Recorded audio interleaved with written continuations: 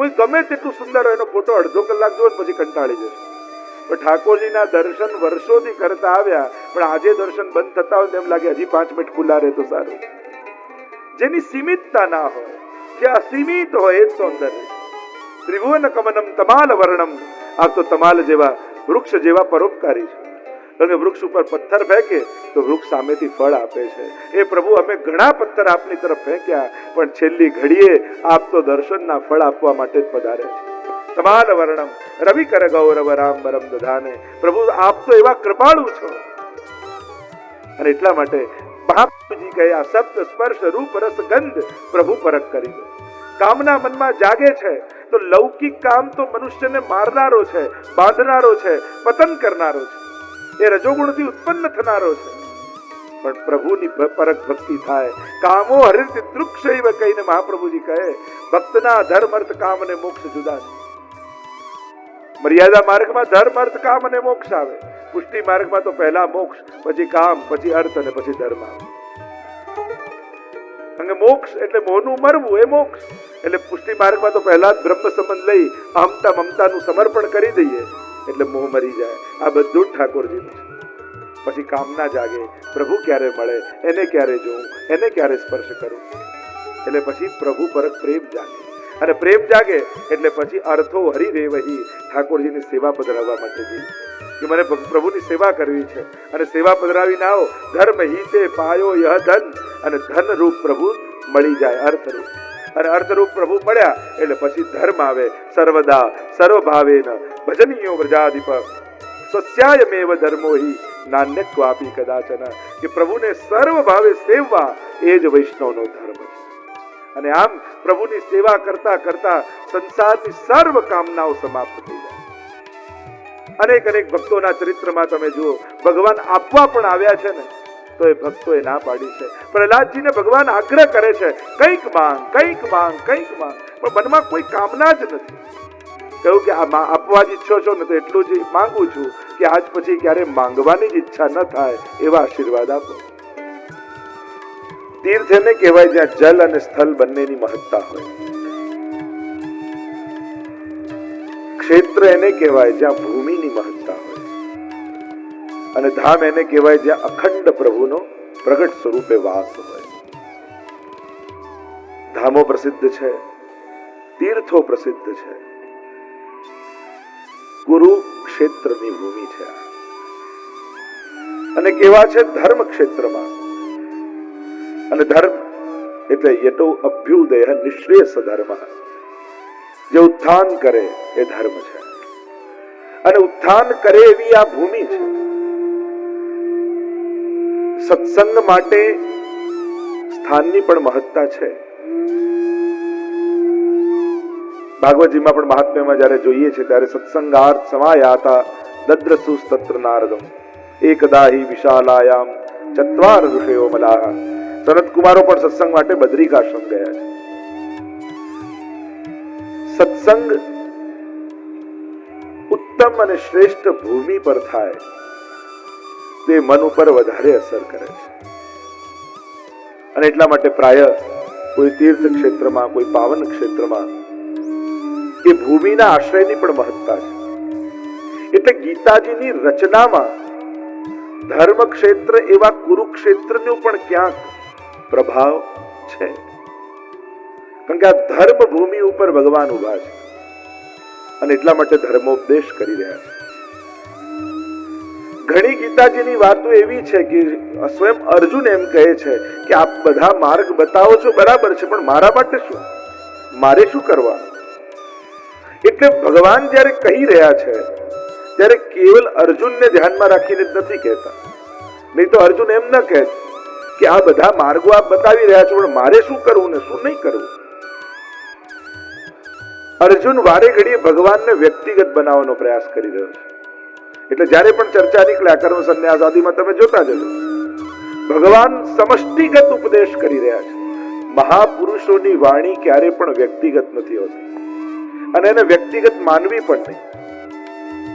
કોઈ વ્યક્તિ નિમિત્ત બને એ જુદી વાત છે, પણ મહાપુરુષો બોલ્યા હોય એ કેવલ એના માટે જ ન બોલ્યા. મહાપુરુષોની વાણી સમષ્ટિગત હોય છે અને શાશ્વત હોય છે. એ કોઈ કાલ પૂરતી મર્યાદિત પણ નથી હોતી કે 5000 વર્ષ પહેલા ભગવાને આના માટે આ વાત કરી, એવું ગીતાજી માટે ન કહી શકાય, યા કોઈ પણ ધર્મ ગ્રંથ માટે, યા કોઈ પણ મહાપુરુષ માટે એમ ન કહી શકાય. જેમ 16 ગ્રંથ મહાપ્રભુજી અનેક દૈવી જીવોને નિમિત્ત બનાવીને ગ્રંથો રચ્યા, પણ આપણે એમ નથી કહેતા કે મહાપ્રભુજી આમના માટે આ ગ્રંથ લખે છે.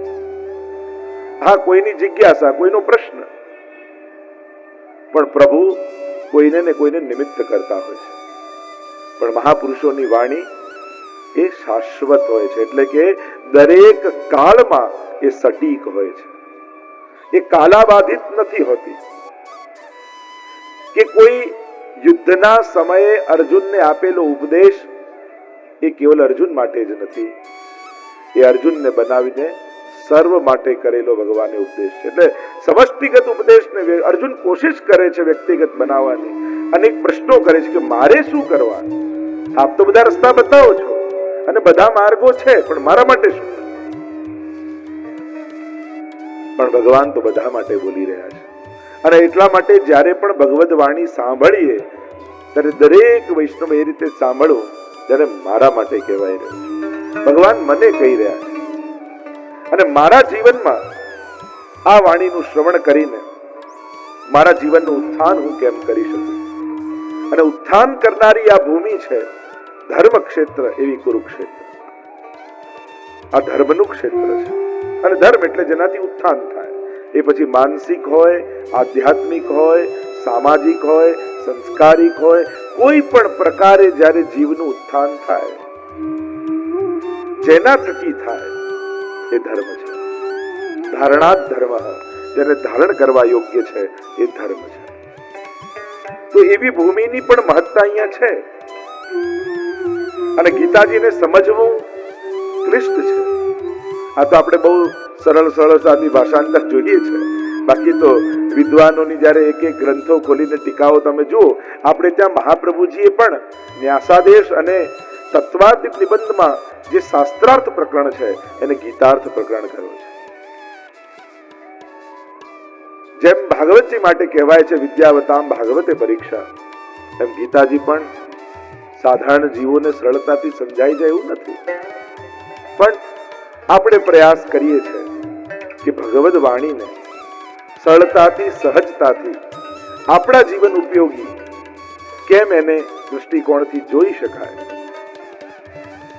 બાકી તો એટલા મોટા વિદ્વાનોએ ગીતાજીના જે અર્થો કર્યા છે, વિશ્વભરના વિદ્વાનો, કેવલ ભારતના નહીં, એટલે એવો ગહન ગ્રંથ છે. અને એટલી બધી મહત્તા ગીતાજી માટે આપણા આખા હિન્દુસ્તાનમાં એ રીતે છે કે આજે પણ કોર્ટમાં આ વ્યક્તિ સાચું બોલશે એના માટે ગીતાજી ઉપર હાથ રખાય છે. જો રામાયણ બહુ સરળ છે એટલે ઘર ઘર સુધી પહોંચી, ગીતાજી એટલી અઘરી છે એટલા માટે કોર્ટ સુધી પહોંચી ગઈ. કારણ કે સાધારણ વ્યક્તિ સમજી શકે એમ નથી. પણ મહાપુરુષોની વાણી, કારણ કે એમના લેવલ પર જ્યારે વાત થતી હોય, અર્જુન જેવો વિદ્વાન અને સ્વયં વેદ રૂપ સ્વયં બ્રહ્મ બોલતા હોય, ત્યારે એ તો સાક્ષાત વેદ વાણી, ભગવદ વાણી એટલે વેદ રૂપ જ કહેવાય. સર્વ ઉપનિષદો ગાવો દોગ્ધા ગોપાલ નંદન. પ્રભુએ બહુ પ્રેમથી આ ગાયને દોહી છે. પાર્થો વત્સ સુધીર ભોગતા, વાછરડું બનાવ્યું અર્જુનને. દુગ્ધમ ગીતામૃતમ મહત, અને અમૃત રૂપી આ ગીતાજી રૂપી અમૃત આપણને સૌને પાયું છે ઠાકોર. ગઈકાલે આપણે દર્શન કરી રહ્યા હતા અને અનેક પ્રકારે પ્રશ્નો અને ઉત્તરની ચર્ચા થઈ રહી છે ગીતાજીમાં. તૃતીય અધ્યાય, આપ સૌની પાસે ગીતાજીનું પુસ્તક છે, ગ્રંથ છે. જો આપણા હિન્દુ ધર્મમાં અનેક પ્રકારના ગ્રંથોની ચર્ચાઓ છે. વેદ, સ્મૃતિ, પુરાણ, સંહિતા, શાસ્ત્રો અનેક પ્રકારના હિન્દુ ધર્મમાં છે. જેમ ભાગવતજી પુરાણમાં આવે છે. પુરા ભવમ ઇતિ પુરાણમ, જે પહેલા થયું છે, યા પુરા નવમ ઇતિ પુરાણમ, જે સદા નવું છે, એને પુરાણ કહેવાય. પુરાણના 5 લક્ષણ હોય, મહાપુરાણના 10 લક્ષણ હોય. અત્ર સર્ગો વિસર્ગશ્ચ સ્થાનમ પોષણમૂતય મનવંતરેશાનું કથા નિરોધો મુક્તિરાશ્રય. 10 લક્ષણ ભાગવતજીમાં છે. એટલે એ પુરાણ કરતા પણ થોડુંક વિશેષ મહાપુરાણ છે. સર્ગશ્ચ પ્રતિસર્ગશ્ચ વંશો મન્વંતરાણી ચ વંશ્યાનુચરિતમ ચેતી પુરાણમ 5 લક્ષણમ. પુરાણમાં 5 લક્ષણ હોય અને જે પહેલા થઈ ગયું છે એને પુરાણ કહેવાય. ઇતિહાસ ગ્રંથ મહાભારત ઇતિહાસ કયો તો ગીતાજી એ સ્મૃતિ ગ્રંથમાં આવે છે. જ્યારે ગ્રંથોના પ્રકારની ચર્ચા કરવામાં આવે, કારણ કે દરેક ગ્રંથો વિશિષ્ટ રૂપે રચાયેલા છે. વેદ કોને કહેવાય, ઉપનિષદ કોને કહેવાય, સ્મૃતિ કોને કહેવાય, સંહિતા કોને કહેવાય, સ્મૃતિ કોને કહેવાય. મનુસ્મૃતિ, યાજ્ઞવલ્ક સ્મૃતિ, સૂત્ર ગ્રંથો આપણે ત્યાં છે. નારદ સૂત્ર, ભક્તિ સૂત્ર, સાંડિલ્ય ભક્તિ સૂત્ર છે, સૂત્ર ગ્રંથો છે. તો હિન્દુ ધર્મના અધર્મ ગ્રંથોમાં અનેક પ્રકાર ગ્રંથોના છે.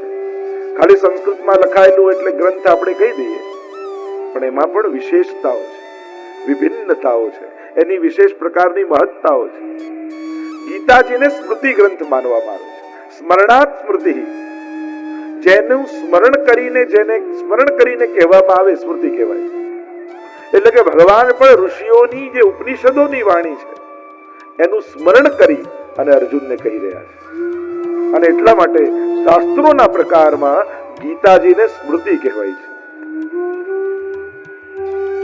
ઉપનિષદોનું સ્મરણ કરીને, કારણ કે ઉપનિષદોનું દોહન જેમ આપણે અંતમાં પણ બોલીએ છીએ, ગીતાસુ ઉપનિષત્સુ બ્રહ્મ વિદ્યાયા, અને સર્વ ઉપનિષદો ગાવો દોગ્ધા ગોપાલ નંદન.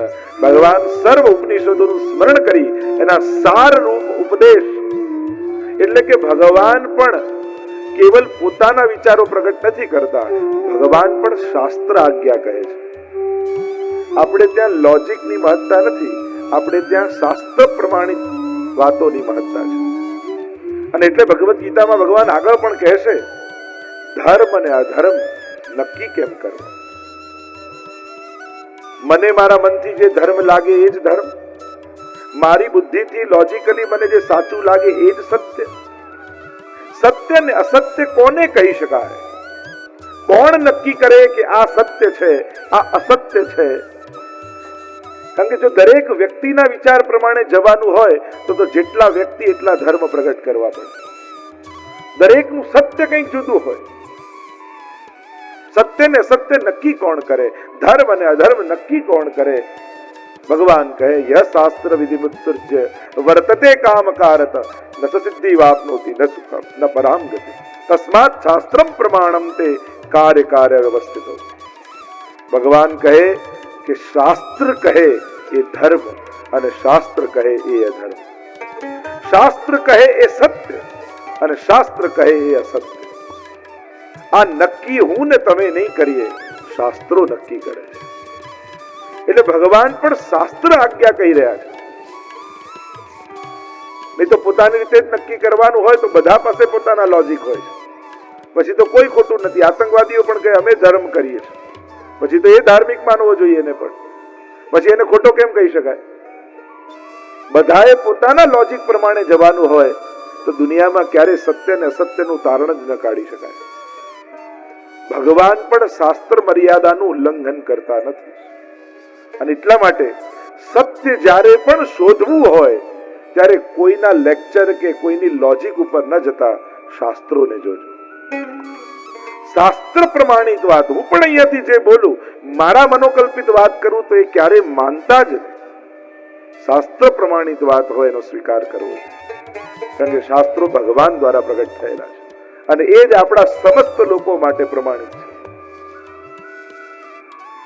ઘણી વાર જોવામાં આવે ધર્મની વાત કરનારા લોકો પણ શાસ્ત્રનું ખંડન કરીને વાત કરતા હોય તો ભગવાન કહે છે કે શાસ્ત્ર વિધિને છોડી મનોકલ્પિત રીતે જે કાર્ય કરે છે, ન સિદ્ધિ વાપનોતી ન સુખમ ન પરામ ગતિ. એને સિદ્ધિ નથી મળતી, એને સુખ નથી મળતું, એને પરમ ગતિ નથી મળતી. એટલે સર્વ શાસ્ત્રો તમે વાંચી ન શકો તો ભગવાને સર્વ શાસ્ત્રોના સાર રૂપ આ ભગવદ્ ગીતાજી આપ્યા છે. એટલે તમારા મનમાં જાગેલા પ્રશ્નોનું નિરાકરણ કોઈ વ્યક્તિને પૂછવા કરતા કદાચ ક્યાંક શ્રદ્ધા ન જાગતી હોય, કોઈ એવો ગુરુ કદાચ ન મળતો હોય, તો શાસ્ત્રોને શોધો. શાસ્ત્રો તમને ક્યારે છેતરશે નહીં. એ સાચો માર્ગ બતાવશે. હા, એનું અર્થઘટન કરવા માટે કોઈ સદગુરુનો આશ્રય કરવો પડે. તો એવું આ ભગવદ્ ગીતાજીનું પરમ જ્ઞાન વિવિધ અધ્યાયોના માધ્યમથી આપણે દર્શન કરી રહ્યા છીએ. અનેક પ્રકારના જ્ઞાન યોગ, કર્મ યોગ આજે જે ભગવાન બતાવી રહ્યા છે અર્જુનને, તો આ જે દિવ્ય યોગની મેં તને વાત કરી, એ યોગ, એ અવિનાશી યોગ સૌથી પહેલા મેં સૂર્યને કહ્યો હતો. સૂર્ય પોતાના પુત્ર વૈવસ્વત મનુને કહ્યો, મનુએ પોતાના પુત્ર રાજા ઇક્ષ્વાકુને કહ્યો, અને આમ એની પરંપરા આગળ વધતા વધતા આ યોગને રાજર્ષિઓએ જાણ્યો. અને ત્યારબાદ આ યોગ ઘણા સમય સુધી પૃથ્વી પર રહ્યો અને પૃથ્વી લોકમાં ધીમે ધીમે ધીમે એ લુપ્ત પ્રાય થયો છે. ભગવાન જે જ્ઞાનની વાત કરી રહ્યા છે, કારણ કે એ સમયે યજ્ઞ યાગાદિ આદિ વધુ જ છે, પણ ભગવાન જે કર્મ યોગની વાત કરે છે, કહ્યું કે અનાસક્ત ભાવે, કારણ કે એ સમયે સકામ ભક્તિનું વિશેષ મહત્તા હતી, સકામ કાર્યોની વિશેષ મહત્તા હતી. અને એ સકામતામાંથી કાઢી, કારણ કે એટલી બધી વિવિધ પ્રકારની ઉપાસનાઓ દ્વારા વિવિધ પ્રકારના ફલની પ્રાપ્તિનો એ સમય પ્રધાન. જો દરેક યુગમાં દરેક સમયે એક પ્રવાહ ચાલતો હોય છે, અને એ પ્રવાહ જે મોટા મોટા મહાપુરુષો જેનું આચરણ કરતા હોય, એટલે ભગવાને આગળ કહ્યું હતું લોકસ તદનુ વર્તતે, લોકો એને ફોલો કરતા હોય. આજનો સમાજ કોને આદર્શ માને છે એના પરથી સમાજની દિશા નક્કી થાય છે. તમે જો આખો ઇતિહાસ ભારત વર્ષનો વિચાર કરો તો પહેલાના સમયમાં આદિકાલમાં ઋષિઓને આદર્શ માન્યા, આઈડલ ઋષિઓ હતા, અને એટલા માટે એ ઋષિઓનો પ્રભાવ સમાજ પર હતો. યોગ, યજ્ઞ, ધ્યાન, મંત્ર એનો પ્રભાવ, કારણ કે સમાજ જેને આઈડલ માને, લોકસ તદનુ વર્તતે, ભગવાને કહ્યું કે જે શ્રેષ્ઠીઓ છે લોકો એને ફોલો કરે છે. અને એટલા માટે સમાજ કોને આઈડલ માને છે, કોને આદર્શ માને છે, એને આદર્શ માને, એને સમાજ ફોલો કરે, અને એને ફોલો કરે એટલે આખો સમાજનો પ્રભાવ એવો થઈ જાય, સમાજની વિચારધારા એવી થઈ જાય. અને ભગવાને આ પૂર્વમાં સમજાયું આપણને. તો પૂર્વકાળમાં ઋષિઓને આઈડલ માન્યા, પછી જેમ જેમ સમય જતો ગયો ત્યારે રાજા મહારાજાઓનો સમય આવ્યો, શ્રેષ્ઠ પરાક્રમી રાજાઓ, અને લોકો આઈડલ એને માનવા લાગ્યા. નાનું બાળક પણ જયારે સમાજમાં કોઈનો પ્રભાવ હોય એટલે એને છોકરાને પૂછો તારે કેવું બનવું, તો એની આગળ ચીંધી કરે, આવા રાજા જેવું પરાક્રમી બનીશ, આવા રાજા જેવું પરાક્રમી. તો રાજા મહારાજાઓનો સમય આવ્યો. તમે ભાગવતજીમાં પણ આખી વંશ પરંપરાઓ જુઓ, ચંદ્રવંશ, સૂર્યવંશ, કેવા કેવા પરાક્રમી રાજાઓ થયા. અને એનો પ્રભાવ સમાજમાં એવો પડ્યો કે લોકો રાજા મહારાજાઓને આદર્શ માની એમને બતાવેલા પથ ઉપર ચાલવા લાગ્યા.